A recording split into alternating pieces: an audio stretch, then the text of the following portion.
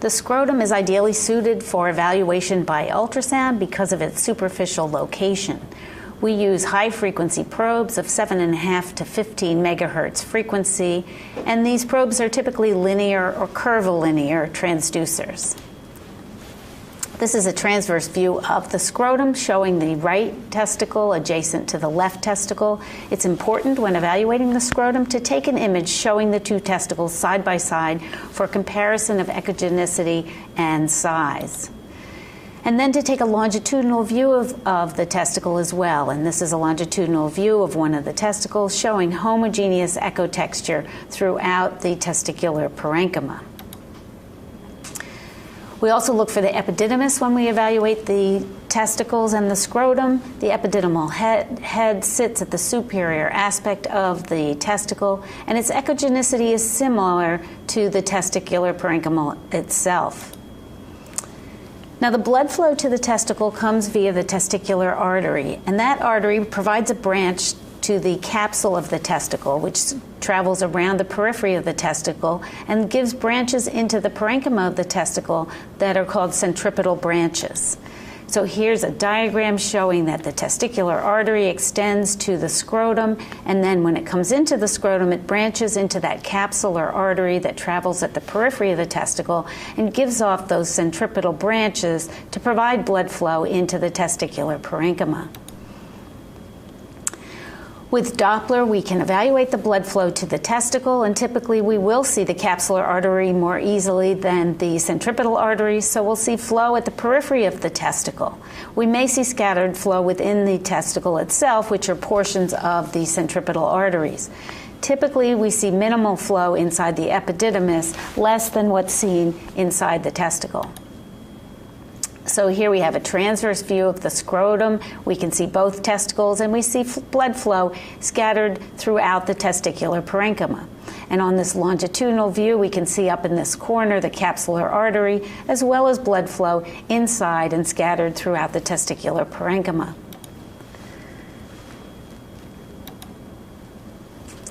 One of the most important reasons we do ultrasound of the scrotum is to look for testicular or other scrotal neoplasms. It's important to immediately determine whether a mass in the scrotum is intratesticular, because those masses are typically malignant, or extratesticular, which are usually benign lesions. Testicular tumors are mostly malignant. The most common kind are germ cell tumors. About 95% of them will prove to have germ cell origin, being either seminomas, embryonal cell cancers, teratocarcinomas, choriocarcinomas, or a mixed germ cell tumor. We also may find other malignancies inside the testicle, including Sertoli cell or Leydig cell cancers or metastatic disease. So here's a patient who has a right testicular mass. You can see this lobular mass lesion in the posterior aspect of the right testicle. On this longitudinal view, we can see it's in the mid portion as well as the lower pole of the testicle, and this mass proved to be a seminoma. This patient has a more heterogeneous mass. It has some cystic areas, some hypoechoic areas, and some brighter areas. It also has a lot of blood flow, and this proved to be a mixed germ cell tumor. When evaluating for a testicular tumor, it's important not to let the patient's history deter you from making the diagnosis of tumor. That is, many patients present with symptoms and yet actually have a tumor. 15% of patients who actually have testicular cancer come in with symptoms of epididymitis, and 10% have a history of trauma. So a quarter of patients with testicular tumor will be evaluated for symptoms unrelated to their tumor. So don't let the patient's history prevent you from making the diagnosis of a tumor. This patient came into the emergency room after trauma. His scrotum was scanned, and we can see normal parenchyma in the lower pole, but a hypoechoic area with calcification in the upper pole. It was questioned as to whether this was a hematoma, but it's not a hematoma, it's a teratocarcinoma. Now, testicular tumors typically have increased vascularity compared to the surrounding testicular parenchyma, and the flow in the vessels is usually low resistant. Unfortunately, benign tumors also have increased vascularity, so we can't use color Doppler to distinguish benign from malignant tumors. So here, for example, is a seminoma. You can see a hypoechoic mass in the testicle surrounded by normal testicular parenchyma, and you can see that the blood flow inside the mass is greater than the blood flow in the surrounding parenchyma, so it's hypervascular. In addition, when we put the Doppler gate over an artery that's traveling through that tumor, we see that based on the waveform, this is low resistance flow, typical of a testicular tumor. But here's a Leydig cell tumor. We see a well-defined hypoechoic mass in the testicle with surrounding parenchyma. Note how hypervascular this lesion is as well. So while this one was benign and the prior was malignant, both tumors had increased vascularity. We occasionally encounter metastases inside the testicle. These do look again like tumors because they're focal lesions. We may see leukemia or lymphoma. Sometimes genitourinary primaries will metastasize to the testicle, and rarely other primaries may be seen there as well. On ultrasound, we'll see a focal mass in most cases, but occasionally some of these metastatic lesions will be diffuse infiltration, particularly lymphoma or leukemia. So this patient has leukemia, and the left testicle was enlarged and filled with this hypoechoic region in the mid and lower pole. This represented leukemic infiltration of that part. Notice that the left testicle on transverse view appears larger than the right testicle, and also notice that the involved portion, the leukemic portion, is hypervascular compared to the normal right side. This patient has a gastrointestinal stromal tumor with a metastasis to the scrotum. You can see in the side of this testicle a well-defined mass here, and here it is on the still image. About 5% of intratesticular tumors are benign lesions. When they are benign, they're typically dermoids or epidermoids or Leydig cell tumors. Here we can see a Sertoli Leydig cell tumor that was benign but has the same appearance as some of our testicular cancers. It's a well-defined lesion in the lower pole of the testicle. It does have some cystic areas, but mostly it's solid. On transverse view, we can see it has a lobular contour with a few cystic areas, and we can see how heterogeneous the mass is compared to the normal parenchyma of the left side and of the upper pole on the right side. This patient has a dermoid tumor. Fortunately, we were able to determine that this was a dermoid tumor prior to the surgery. Here you can see the testicular parenchyma is adjacent to this large mass. The mass is here and has an echogenic region with shadowing in the posterior aspect. This is sometimes called the plug syndrome due to a clump of fat or calcium inside the dermoid tumor. This was surgically excised, and you can see the hair that may be typically seen inside this, as well as that clump of shadowing, which represented a mass protruding into this dermoid tumor.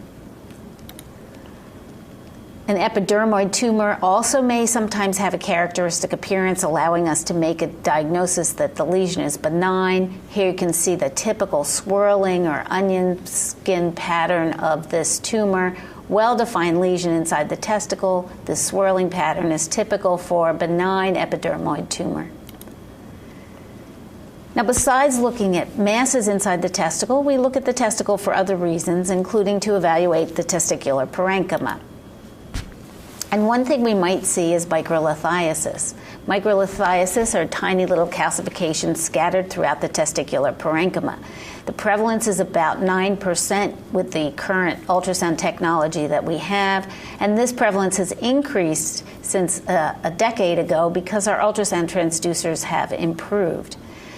The risk of malignant tumors in patients with microlithiasis is 8 times higher than those without microlithiasis. And typically, the tumors are more often germ cell tumors and more often pure seminomas than are tumors in patients without microlithiasis. And these numbers are based on a study we did of over 6,000 patients at Brigham and Women's Hospital. So here's a patient with bilateral microlithiasis. You can see on the transverse view that both testicles are filled with these tiny little bright echoes throughout the parenchyma, and on longitudinal view you can see the entire testicular parenchyma was involved. And this patient also has microlithiasis but developed a germ cell tumor. You can see the tumor centrally located inside the testicle. It's a hypoechoic mass. But you notice that the parenchyma around the testicle has microlithiasis. It has those bright echoes surrounding inside the parenchyma. Also notice the increased vascularity associated with the tumor. So if microlithiasis is encountered at an ultrasound, what do you recommend to the patient? Well, most often it's recommended that the patient do self-examination to assess for the development of the tumor. Because although tumors are 8 times more common in patients with microlithiasis than in those without, the risk of cancer is still quite low. A few have recommended annual physical exam or an annual ultrasound. And if a patient has a prior history of a testicular tumor, cryptorchidism, or subfertility, those patients should have closer surveillance than just self-examination.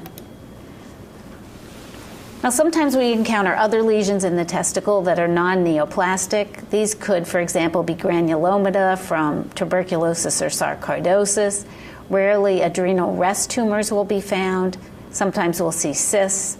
And then we also look for other complications such as torsion or infarction, or inflammation affecting the testicle or infection, or we assess the testicle after trauma. Granulomatous orchitis can be caused by sarcoidosis or tuberculosis and may present either with focal hypoechoic lesions inside the testicle or may produce diffusely hypoechoic testicles with enlargement of the testicle itself. So here's a patient with sarcoidosis. This patient had multiple hypoechoic lesions in each testicle. On both sides, they were all similar in size and echo texture. And because of his history of sarcoidosis, the diagnosis of granulomata was made. Cysts in the testicle are uncommon but can be seen. They may be single or multiple, or they may be tubular, which is the result of a dilated reedy testis. Most cysts are located near the mediastinum. They do tend to occur in older patients, and most of the intratesticular cysts are non-palpable. That's as opposed to the tunicle cysts, which are on the surface of the testicle, which can be quite small but still palpable.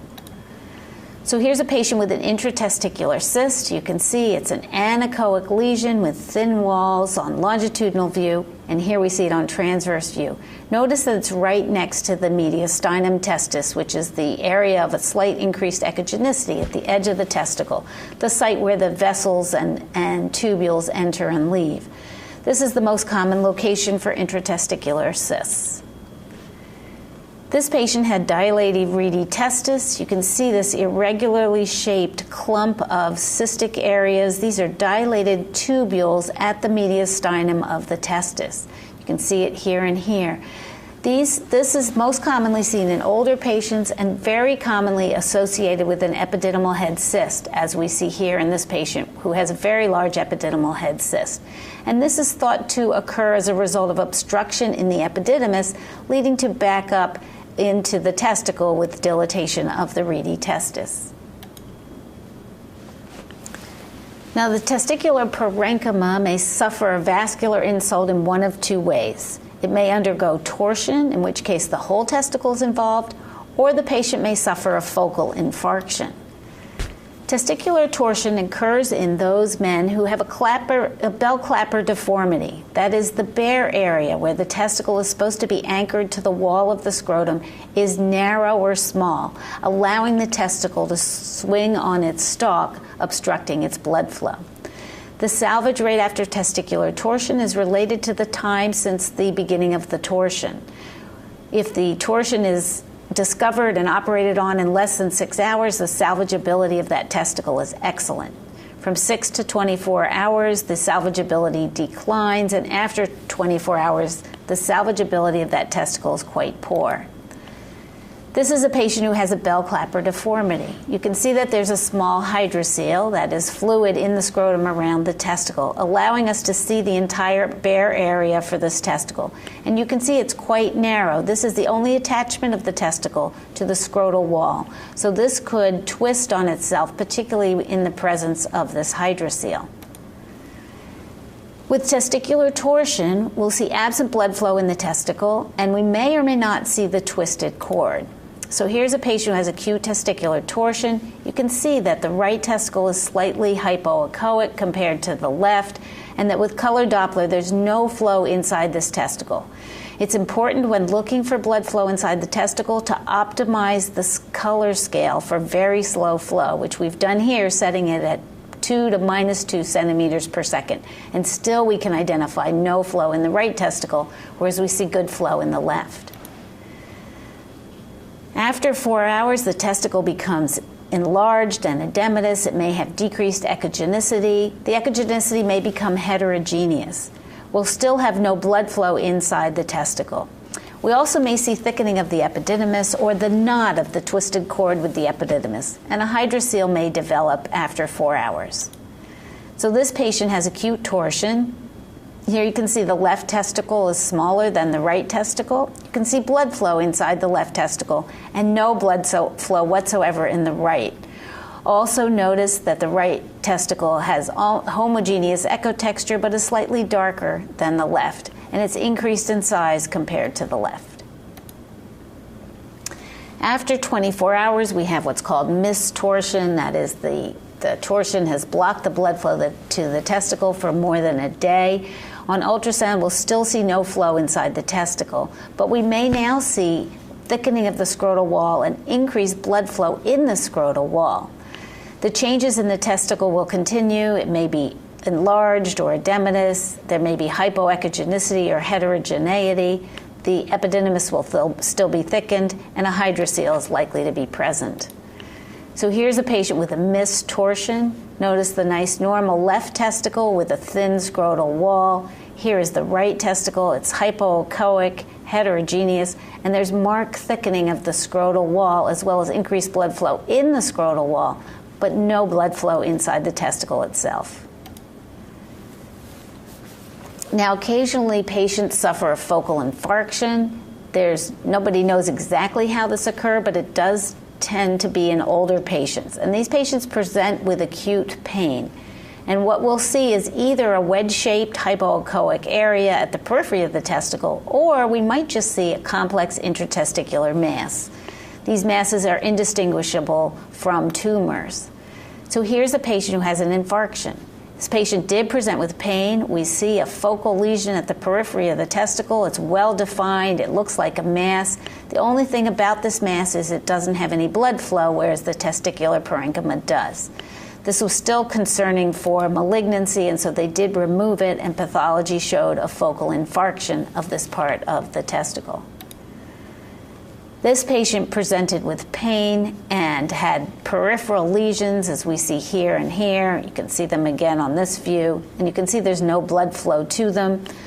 The diagnosis at this time was thought to represent an infarction, so these lesions were followed. And indeed, 6 months later, you can see that they're much smaller. So these are resolving peripheral infarctions that had occurred 6 months prior. We still see a residual hypoechoic lesion. It does extend to the periphery. In one view, it is wedge-shaped. Scrotal infection can involve the epididymis. It can involve the epididymis and the testicle, or it can involve just the testicle. And we can see changes depending on what kind of infection it is on ultrasound. With epididymitis, there's thickening of the epididymis with increased blood flow to the epididymis. There may be a hydrocele, and there may also be an associated thickened spermatic cord.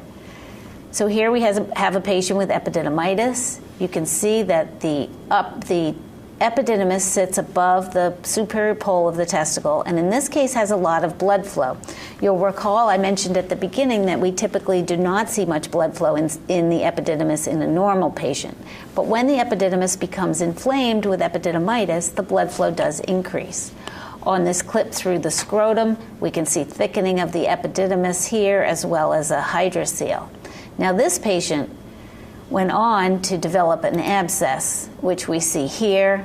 You can see that there's now a cystic complex fluid collection sitting adjacent to the testicle here and here. This is an epididymal abscess that developed from the epididymitis. This does not happen too often, but it can happen, and ultrasound is a good way to monitor these patients. Here's a patient with acute epididymitis involving the tail of the epididymis more than the head. We see on this longitudinal view of the tail, this was bilateral, we see the longitudinal view of the left tail shows marked thickening and hypoechogenicity. Here it is on transverse, and here is the marked increased echogenicity.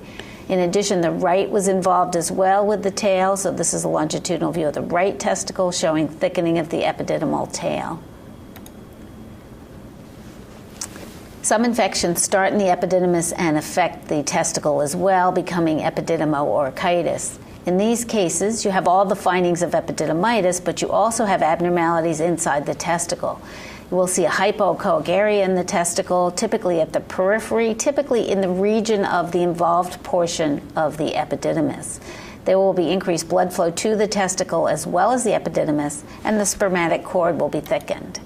So here's a patient with epididymo-orchitis. You can see that there's marked thickening of the epididymis. You can also see altered echogenicity in the right testicle on the clip, as well as here on transverse view compared to the left, and marked increased blood flow inside the right testicle. Infections isolated to the testicle are called orchitis, and these are often different organisms. This can occur from tuberculosis, from mumps, or from retrograde travel of the infection from the lower urinary tract. When orchitis is present, the testicle will be increased in size with increased blood flow, and the echogenicity will be decreased either diffusely or in a heterogeneous manner. So here's a patient with orchitis. We can see when we look at the side-by-side view of the left and the right testicle that the right testicle is mildly enlarged. The echogenicity is pretty homogeneous, but it's not quite as smooth as the left. But when we put the color flow on, we can see how there's marked increased blood flow inside the involved testicle as compared to the normal left side. Look at all those vessels traveling across the inflamed testicle. Because of the scrotum's location, it is at risk for direct trauma. After trauma, a hematoma may be found in the scrotum. It may be in the epididymis. It may be in the scrotal wall. It may form a hematocele. In addition, the testicle may be damaged with a contusion or a rupture. So here's a patient who had an acute hematoma. The scrotum was markedly enlarged after trauma, and we saw this large collection in the upper portion of the scrotum. And here you can see that it's a fluid collection that moves with the ultrasound beam. The testicle was compressed inferiorly by this very large hematoma. This patient has a hematoma that is resolving, so it's been here for a little while. We can see that it has the typical web-shaped crisscrossing septations across it. This is a typical appearance of a resolving hematoma. Again, this is compressing the testicle inferiorly in this case. Sometimes, though, the testicle's involved, so we need to look at the testicle carefully after trauma. With a contusion, we'll have hypoechoic or anechoic lesions that will have poorly defined margins. With a fracture, you get a hypoechoic band right across the testicle, and with rupture, there's disruption of the capsule of the testicle. Here's a diagram of what happens with testicular rupture. You can see there's a tear in the tunica albuginea, and some of the parenchyma is extruded through the gap in the tunica albuginea. It's pretty common also to have a hematoma associated with this. So here's a patient with testicular rupture. You can see this patient also has microlithiasis. This is the normal left testicle, and this is the right testicle. And just on this still image, we can see that the contour of the posterior wall of the testicle is bulging and distorted because of disruption of the capsule. When we look longitudinally, we see disruption of the posterior lower pole of the testicle with protrusion of some of the testicular parenchyma. And then if we look at the clip, we can see that region of extruded parenchyma through the defect in the tunica. This patient has a testicular contusion. Contusions can look like intratesticular masses and can raise concern for malignancy. Here we have the well-defined lesion that's hypoechoic and heterogeneous. And so because of the fact that it can be confused, this may sometimes come to resection. Also, remember I said at the beginning that 10% of testicular tumors, cancers, present with a history of trauma. So if this patient comes in and has this ultrasound where there's this focal hypoechoic lesion, we do need to raise concern that this could be a tumor. If whoever's treating the patient wants to wait a little bit and see if maybe it is a contusion, close follow-up is recommended. Fortunately, with contusions, they do get better quite quickly. They get smaller in size rapidly. And sure enough, here's this patient who was followed monthly, but for 9 months. And you can see by 9 months now that contusion is almost invisible now on ultrasound, having collapsed down and resolved. Besides the testicle, we look at other things in the scrotum, including the epididymis as well as the scrotal sac. So we look for fluid from a hydrocele or a varicocele or even a hernia. Epididymal cysts are spermatoceles that are typically located in the epididymal head, but they can be anywhere. They are focal dilation of the tubules that contain the sperm that they're carrying from the testicle and then into the spermatic cord. They're usually asymptomatic, but they may be palpable in some situations. So this patient has an epididymal head cyst. Here you can see the testicle is normal, but above it we see a well-defined cyst here and here located in the epididymal head. And as I said, they're typically anechoic with thin, smooth walls. Now, hydrocele occurs because fluid collects between the visceral and parietal layers of the tunica vaginalis. These can be congenital, but often they're acquired either from inflammation or a tumor or a trauma, or they could be idiopathic. So here's a patient who has bilateral hydroceles. You can see that we have very large scrotum with lots of fluid around both of the testicles. The testicles are normal, as we see here, with normal blood flow. Here again, we see one of the testicles here with a lot of fluid inside. And if you look carefully in patients with hydroceles, you can actually see the appendix testis sticking off of the testicle. This is a good view, again, to show that bare area. This patient has a normal bare area with the testicle attached to the scrotal wall in this wide area. So this is not a bell clapper deformity, but a normal attachment. Varicoceles are dilated veins of the pampiniform plexus. Sometimes they extend into the testicle. They're more common on the left than the right, but are bilateral in 25% of the cases. They may develop from a retroperitoneal neoplasm, which obstructs the venous return from the scrotum.